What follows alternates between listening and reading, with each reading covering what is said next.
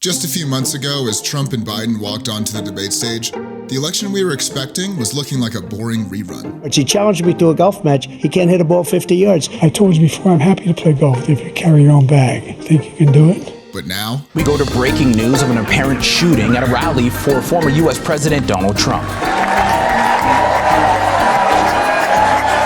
Donald Trump has made his choice. Ohio Senator J.D. Vance will be his running mate. We're effectively run in this country by a bunch of childless cat ladies. In this unprecedented campaign, this season the likes of which we have never seen before, President Biden has just announced that he is ending his re-election bid. The president, in a tweet, just announcing that he is offering his full support and endorsement for Kamala Harris. You think you just fell out of a coconut tree? Kamala Harris announces Minnesota Governor Tim Walz as her running mate. These guys are just weird. Now, with two vastly different candidates, there's two possible futures for the country depending on who wins the presidency this November.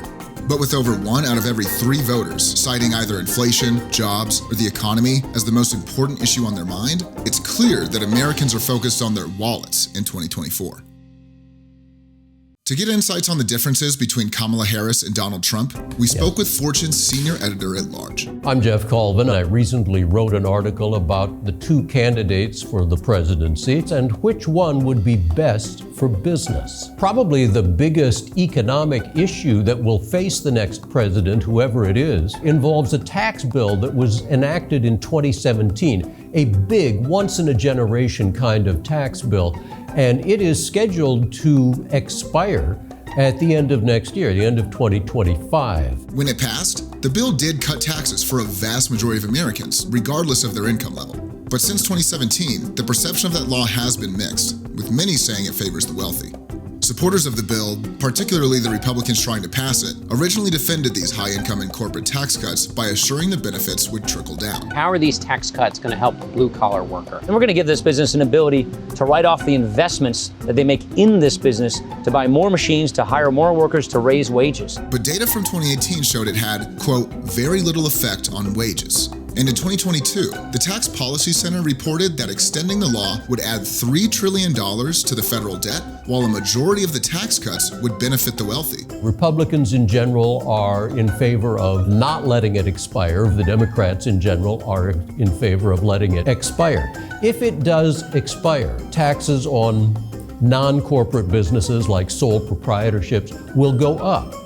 Taxes on corporations could go up. Personal income taxes would go up for high-income people, and maybe for not-so-high-income people as well. But taxes aren't the only economic policy Harris and Trump disagree on. There's a few other ways the candidates differ that will have huge influences on the economy.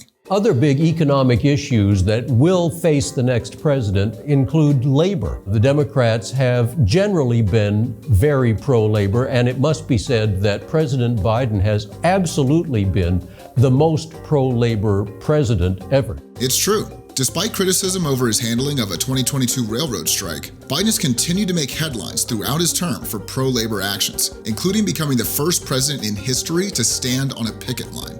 And even though Biden is no longer in the race, it's very likely that Kamala would hold similar stances on labor. Donald Trump, on the other hand, is trying to attract members of labor unions to vote for him. But the labor unions themselves have been very, very against him. The AFL-CIO called his term as president catastrophic. And on top of labor, Harris and Trump both differ on immigration and regulation, both of which are particularly important to CEOs and business leaders. Under Biden, there have been enormous numbers of people coming to the southern border, and in recent months he has tried to change his policy there. I'm certain that Kamala Harris will want to continue getting this under control.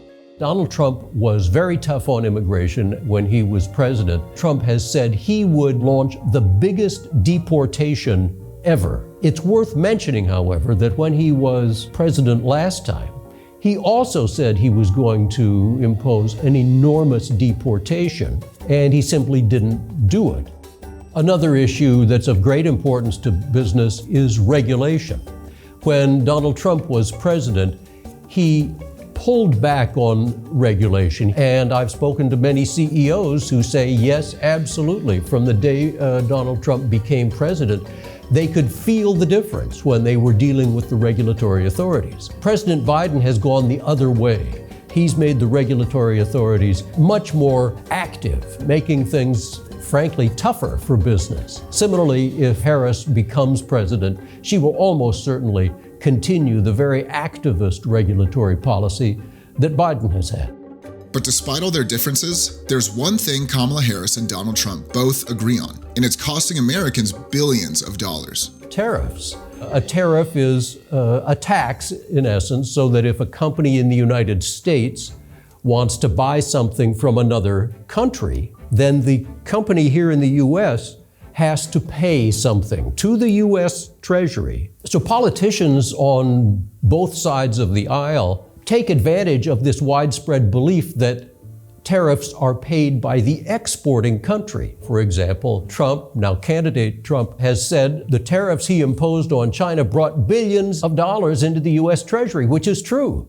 But he doesn't mention that those billions of dollars didn't come from China. They came from people and companies, consumers, employees, in the United States. Strangely, both of the major political parties in America have abandoned nearly 8 decades of focus on free trade and have chosen to embrace tariffs. The Peterson Institute for International Economics estimated that the Trump tariffs are costing a middle-level household about $1,700 a year.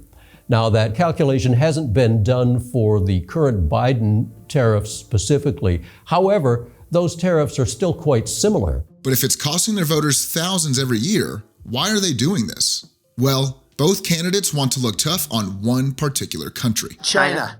Trump started this trade war in 2018, and he had famously said, trade wars are good and easy to win. It was not just the Trump administration that liked it, because when Biden became president, he made a lot of changes to Trump's policies, but he barely touched the tough tariffs. Think about what happened in just the past couple of years, when inflation became a really serious problem here in the United States for the first time in a long time. One clear way to try to reduce that is to reduce tariffs, and yet they didn't do it. And those tariffs are very important politically because they show that the administration is being tough on China, which counts for a lot in politics today. Well, look, he is. I mean, he's a dictator. So with all this in mind, when determining who is the best candidate for Americans' wallets, there's not really a simple solution. Consumers are clear losers from tariffs. Tariffs simply increase costs. As far as which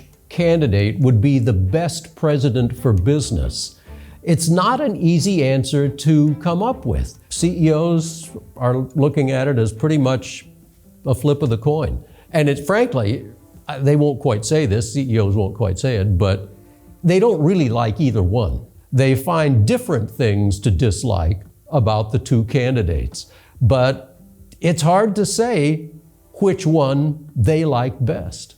Or maybe I should say worst.